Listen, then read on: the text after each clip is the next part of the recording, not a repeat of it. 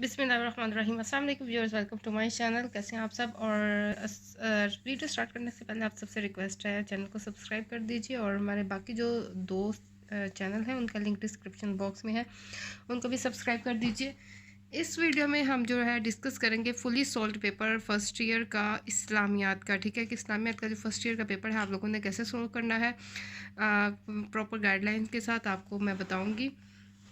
सबसे पहले जो है आपके पास टूल्स कौन से होने चाहिए? 2605 कट मार्कर, एक 604 कट मार्कर, ठीक है, और एक इंक पेन या जेल पेन जिससे आप जो है वो ये फिलिंग करेंगे, ठीक है, क्वेश्चंस आंसर लिखेंगे। अब एक 605 कट मार्कर जो है वो ये बोल्ड हेडिंग्स के लिए है, मेन हेडिंग्स के लिए है। एक 605 कट मार्कर जो है मार्जिनलाइज के लिए है, जो मैंने आपको बताया हुआ है कि उसको कैसे कट करना है कि वो एक दफ़ा में ही डबल लाइंस आएँ, ठीक है, हेडिंग्स को अंडरलाइन करने के लिए और मार्जिनस को अंडरलाइन करने के लिए। मेरी बाकी वीडियोस में डिटेल में आप लोगों को मिल जाएगा। और एक 604 जो है वो सब हेडिंग्स यानी शॉर्ट क्वेश्चंस की हेडिंग या लॉन्ग क्वेश्चन में जो सब हेडिंग्स होती हैं उसके लिए। स्टार्ट करते हैं। सबसे पहले आपने 605 कट मार्कर से इंशाइया तर्ज की हेडिंग देनी है, हिस्सा अव्वल की हेडिंग देनी है, मुख्तसर सवालात के जवाबात की हेडिंग देनी है। फिर आ जाते हैं 604 कट मार्कर पे, या 605 भी आप कैरी कर सकते हैं। इसमें सवाल नंबर 2 यानी शॉर्ट क्वेश्चंस की हेडिंग देनी है। सवाल नंबर 2 पहले लिख लें, फिर ये हेडिंग दे दें, ठीक है। साथ साथ आपने अंडरलाइनिंग नहीं करनी। अगर आप साथ साथ अंडरलाइनिंग करते जाएंगे हर हेडिंग के बाद तो आपका टाइम वेस्ट होगा। आपने एक दफ़ा ही हेडिंग्स देते जानी है। जैसे आपका एक सेक्शन कंप्लीट होता है या पूरा पेपर कंप्लीट होता है तो आपने एंड पे जो है वो हेडिंग्स को अंडरलाइन कर देना है, ठीक है। अच्छा जी, और स्टार्ट करते हैं। और एक और टिप है कि अगर आप इस तरह शीट्स को फोल्ड कर लें, ठीक है, शीट जब आपके पास है उसको फोल्ड कर लें और आप मार्जिन लाइंस पर लगाने पर टाइम वेस्ट मत करें। आप डायरेक्ट हेडिंग्स दें और क्वेश्चन दें, नंबरिंग दें और स्टार्ट कर दें, ठीक है। तो अंडरलाइनिंग और मार्जिन लाइन जो है वो at the end of the paper आप करें, ठीक है। सबसे पहले जो है फर्स्ट पार्ट आप अटेम्प्ट कर रहे हैं। आपका क्वेश्चन ऐसा है कि तौहीद के लग़वी और इस्लाही मायने बताएं, ठीक है। तो हमने उसकी डिवीजन कर ली, हमने इस तरह से इसे दो हिस्सों में डिवाइड कर लिया, तौहीद के लग़वी मायने, तौहीद के इस्लाही मायने, ठीक है। इस तरह से हेडिंग बना के हमने इसको एक्सप्लेन कर दिया। अब ये देखिए जहाँ पे हेडिंग ओवर हुई है वहीं पे हमने वेरी नेक्स्ट लाइन पे बिल्कुल उसके जो है नीचे से वहाँ से हमने उसकी डिटेल स्टार्ट की, ठीक है। इस तरीके से करना है सो डैट जब हम अंडरलाइन करेंगे एंड पे तो इसकी जो है वो कटिंग ना हो जाए लिखे हुए के साथ, ठीक है। इस तरह से हेडिंग भी, प्रेजेंटेशन भी अच्छी आती है और जो है वो लेंथ भी अच्छी हो जाती है। इसके बाद आता है क्वेश्चन शिरकी इक़साम। 3 इक़साम लिखे तो हमने लिखा शिरकी इक़साम। शिरकी की टाइप्स बतानी थी तो हमने इस तरह बुलेट्स में लिख दी। हम नंबरिंग में कर लें, एरो साइन में कर लें तो कोई मसला नहीं है, ठीक है।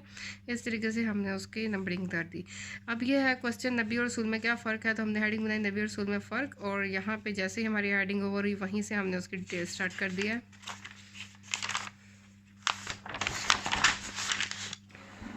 ओके जनाब, ये आ गया नेक्स्ट पार्ट। नंबरिंग देते जाएंगे हम साथ। यहाँ पे मैंने देखे ब्लैक मार्कर यूज़ किया। अगर आप ब्लू भी कंटिन्यू करते हैं तो कोई मसला नहीं, ब्लू 604 से भी आप जो है वो कंटिन्यू कर सकते हैं। मैंने इसमें ब्लैक की मिक्सिंग की है।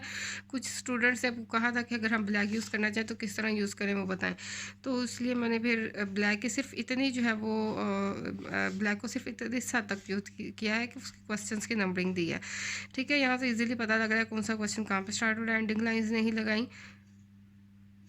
अच्छा जी, अब यह है कुरान आयत का तर्जुमा, और किसी टॉपिक के हवाले से आता है कुरान आयत का तर्जुमा या हदीस का तर्जुमा लिखे तो हमने इस तरह से हेडिंग बना दी, कुरान आयत का तर्जुमा, हदीस का तर्जुमा, ठीक है। अच्छा जी, इसके बाद आसमानी कुतब कौन सी हैं वो नाम लिखे और किन पे नाजिल हुई, तो हमने आसमानी कुतब की हेडिंग दे के इस तरह बता दिया, तौरात, ज़बूर, इंजील, कुरान मजीद, और फिर साथ साथ बता दिया किन पे नाजिल हुई। नमाज के माशरती फ़ायदे, 4 माशरती फ़ायदे लिखे तो हमने इस तरह से टॉपिक में बता दिए हेडिंग के ये इसके फ़ायदे हैं, ठीक है। अगर आप सेंटेंस वाइज लिखना चाह रहे हैं तब भी आप नंबरिंग दे के बताएं। ओके, नेक्स्ट आ जाता है सवाल नंबर 3। ये भी शॉर्ट क्वेश्चन है। नंबरिंग दी फर्स्ट पार्ट हम अटैम्प्ट करें मसारिफ ज़कात लिखें कोई से 6, तो हमने जो है वो 6 मसारिफ ज़कात लिख दी है, ठीक है। ज़कात का के हवाले से कोई कुरानी हुक्म, कोई कुरानी आयत लिखें तो हमने अब लिखा ज़कात कुरानी हुक्म, ठीक है। तो फिर हमने आयत लिख दी, ठीक है, इस तरीके से इन्वर्टेड कॉमर्स में, और ये बता दिए कि सूरत तौबा की है।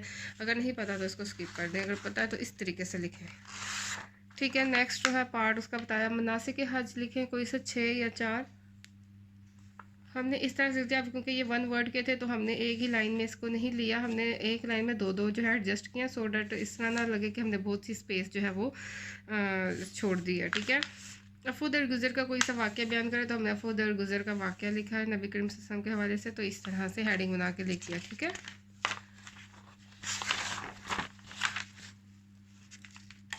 नेक्स्ट है ज़िक्र की इकसाम। ठीक है, यहाँ पे बता दिया ज़िक्र खफ़ी, ज़िक्र लिसानी, ज़िक्र अमली, और इन्वर्टेड कोमास में ब्रैकेट्स में उसकी अरबी उर्दू में लिख दिया कि इसका क्या मतलब है। ठीक है, और इसको एक्सप्लेन कर दिया उसके सामने। ठीक है, तकवा और परहेज़गारी के हवाले से कोई कुरानी आयत लिखे तो हमने लिखा तकवा परहेज़गारी कुरानी आयत। ठीक है, तो इसके हवाले से हमने कुरानी आयत लिखी और उसका तर्जुमा लिख दिया। एंडिंग लाइन लगा देंगे। हमारा हिस्सा 2 स्टार्ट हो गया है। यहाँ पे आ जाते हैं तफसीली सवालात के जवाबात। इसमें पहला सवाल नंबर 5 जो अटैम्प्ट कर रहे हैं आप, उसकी नंबरिंग दी। रसालत मोहम्मदी सल्लल्लाहु अलैहि वसल्लम की खुसूसियात, मोस्ट इंपॉर्टेंट क्वेश्चन है। ठीक है, तो मैंने इसी को जो है वो अटैम्प्ट किया, तो डेट आपको अच्छी तरह से गाइडलाइन मिल जाए किस तरह से आपने अटैम्प्ट करना है। ये देखिए, सबसे पहले आपने उसकी लिटिल एक्सप्लेनेशन लिखनी है स्टार्ट में एक पैसेज में, फिर साथ उसके हवाले से कोई आपको आयत हदीस कोई शेर आता है तो वो भी ऐड कर दे। फिर आपने जो है पॉइंट्स बना बना के उसकी डिटेल लिखनी है। कोशिश करें हर पॉइंट में कोई ना कोई रेफरेंस दें। ठीक है, अगर नहीं दे सकते तो कोई मसला नहीं है, आप डिटेल लिखें एक पैसेज में या 2 पैसेज में, जो आपके स्पीड पे डिपेंड करता है। ठीक है, इस तरह से पॉइंट्स बना बना के हमने क्या किया, आलिम की रसालत, पहली शरीयतों की मनसूखी। ठीक है, और साथ उसमें जो है कोई आपने कुरानी आयत मैंने कोट किया तो मैंने लिखा कुरान और उसका तर्जुमा, मुझे आयत नहीं आती या मुझे एग्जैक्ट नहीं आती तो मैंने उसको स्किप कर दिया, मैंने जस्ट उसका तर्जुमा लिखा है। और किस सूरत का है वो मुझे पता है तो मैंने इस तरह से साइड एंड पे लिख दिया कि सूरतुल राफ में से है। ठीक है, इस तरीके से ये भी अब यहाँ पे मुझे आती थी कुरानी आयत तो मैंने उसको लिख दिया। अगर आप जो है ज़ेर ज़बर पे स्किप करना चाहते हैं, जस्ट वैसे ही आप आयत लिखना चाहें तो लिख सकते हैं, कोई इशू नहीं है। ठीक है, इस तरह से उसका तर्जुमा लिखा और ये सूरत बता दी किस सूरत की आयत है। ये भी अगर आपको नहीं आता आप स्किप कर दें। ये देखिए, नेक्स्ट टॉपिक है कामिल तरीन रिसालत। उसमें हमने पैसेज की फॉर्म में इसको एक्सप्लेन किया और एक फिर कुरानी आयत का रेफरेंस दिया, अल कुरान तर्जुमा, और ये तर्जुमा लिख दिया और इस तरह से उसका बता दिया सूरतुल माइदा की है। नेक्स्ट महफूज रिसालत, उसमें भी हमने डिटेल लिखी और रेफरेंस ऐड किया। हिफाजत सुन्नत रसूल, ठीक है, हदीस ऐड किया, तो स्टैरिक लगे हदीस तर्जुमा और तर्जुमा लिखा है। स्टैरिक स्किप करना चाहते हैं कर दें, अल हदीस के बाद तर्जुमा स्किप करना चाहते हैं तो कर दें, डायरेक्ट अल हदीस लिख के इसका तर्जुमा इस तरह इन्वर्टेड कोमास में क्लोज करके लिख दें। ठीक है, एक ये सिंपल वे है लिखने का कि आपने कुछ नहीं बताया, बस यहाँ पर लिख दिया मेहमान को हुक्म दिया गया,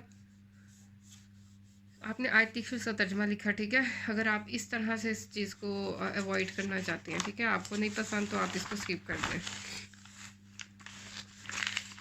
ठीक है, ये देखिए, अब ये प्रॉपर तरीका आपको बताऊँ। स्टैरिक अल कुरान, कुरानी आयत, फिर तर्जमा, इन्वर्टेड कॉमास में तर्जमा, और जिस सूरत का आप रेफरेंस दे रहे हैं उस अगर आपको आता है तो इस तरह साइड पे लिख दें।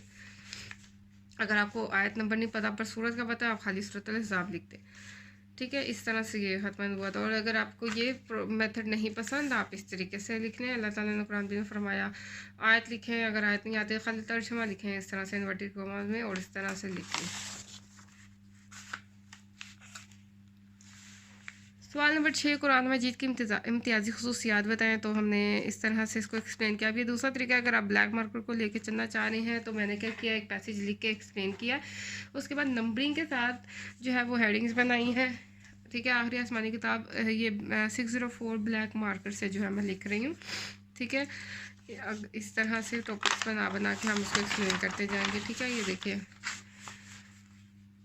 ये भी एक अच्छा तरीका है कि आप अंदर जो रेफरेंस वगैरह ऐड करें वो ब्लू से, और बाहर हेडिंग हमने ब्लैक से दिया। अगर आप बाहर ब्लैक कर ब्लू कर लें, अंदर ब्लैक कर लें, कोई अगर दोनों ब्लू रह के चलें तब भी कोई मसला नहीं। ठीक है, बस आपकी प्रेजेंटेशन अच्छी होनी चाहिए, इजीली पता चलना चाहिए एग्जामिनर को कहाँ से क्या स्टार्ट हो रहा है, कहाँ पे कहाँ एंडिंग हो रही है किस क्वेश्चन की। ठीक है, ये देखिए, इस तरह से मैंने रेफरेंसेस ऐड किए हैं, इसमें मैंने वो चीज़ें यूज़ की। इस तरह ये देखें, इरशाद बारी ताला, अगर आपको हल तर्जुमा आता है तो आप इस तरीके से लिख सकते हैं। ठीक है, अगर आप उस तरह से नहीं बनाना चाहते हैं,